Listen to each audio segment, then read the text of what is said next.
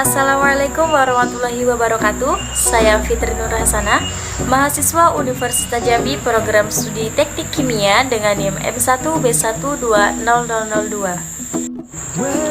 Zaman sekarang ini sudah ada banyak negara, termasuk Indonesia, yang sudah mulai mencari energi alternatif. Seperti yang kita ketahui, energi konvensional seperti minyak bumi adalah suatu energi yang tidak bisa diperbaharui. Jadi, semakin lama semakin terkikis habis. Nah, maka dari itu, pada video saya kali ini akan membahas tentang tata cara pembuatan briket dari arang batok kelapa. Briket sendiri merupakan sumber energi yang berasal dari biomasa yang dapat kita gunakan sebagai sumber energi alternatif pengganti minyak bumi dan energi lainnya yang berasal dari fosil. Briket dapat dibuat dari bahan-bahan yang sering kita temukan dalam kehidupan sehari-hari.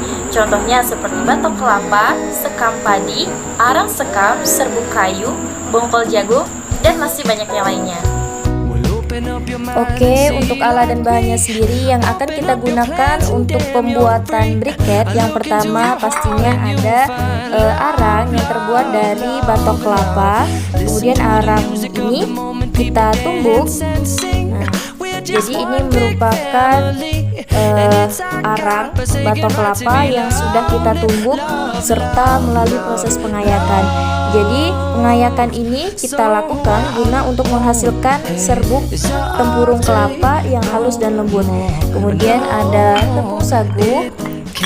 Tepung sagu ini nantinya akan kita masak menggunakan air panas guna menghasilkan lem kanji yang nantinya akan kita campurkan dengan serbuk batok kelapa. Kemudian yang ketiga ada alat pencetak. Nah, untuk alat pencetak ini bisa kita sesuaikan dengan selera atau sesuai dengan bentuk yang akan kita inginkan. Kemudian ada wadah untuk mengaduk.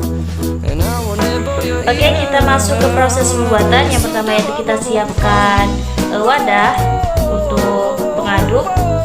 Kemudian yang kedua yaitu kita masukkan arang.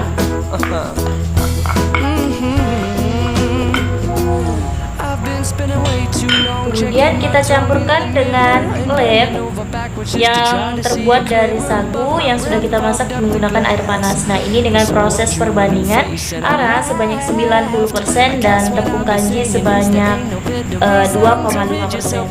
Kemudian kita campurkan.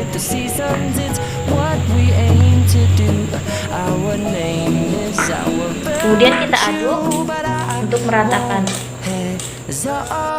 Oke, kita aduk adonan tadi sampai bisa dibentuk. Nah, ini adalah adonan yang sudah siap untuk kita cetak. Dan kita ambil alat cetak.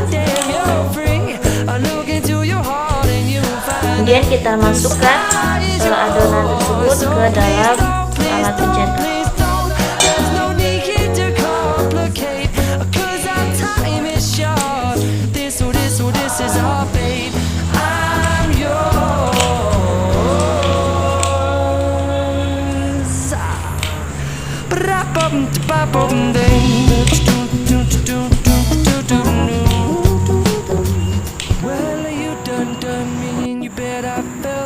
Oke, masuk ke step terakhir yaitu proses pengeringan.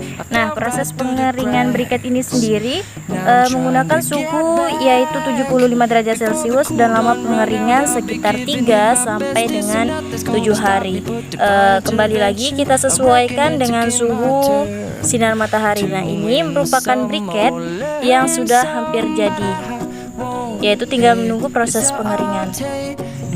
Oke, setelah melewati proses pengeringan selama beberapa hari, briket pun siap untuk digunakan.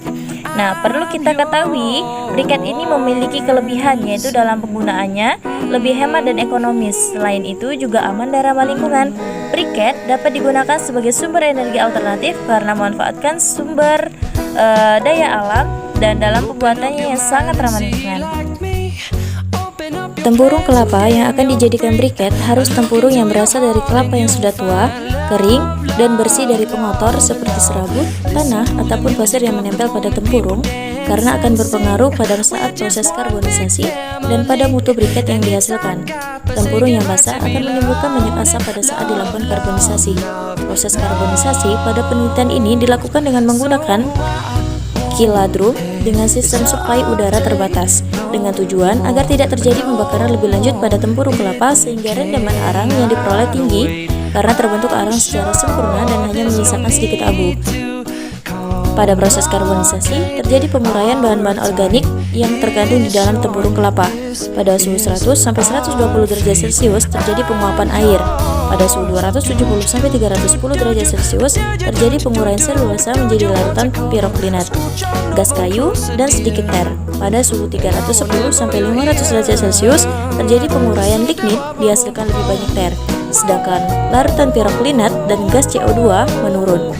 Sedangkan gas CO2, CO, dan H2 meningkat dan pada suhu 500 sampai 1000 derajat Celcius merupakan tahap pemurnian arang atau peningkatan kadar karbon. Adapun reaksi yang terjadi pada proses karbonisasi yaitu yang pertama, reaksi penguraian selulosa, yang kedua reaksi penguraian lignin, dan yang ketiga reaksi umum pembentukan karbon.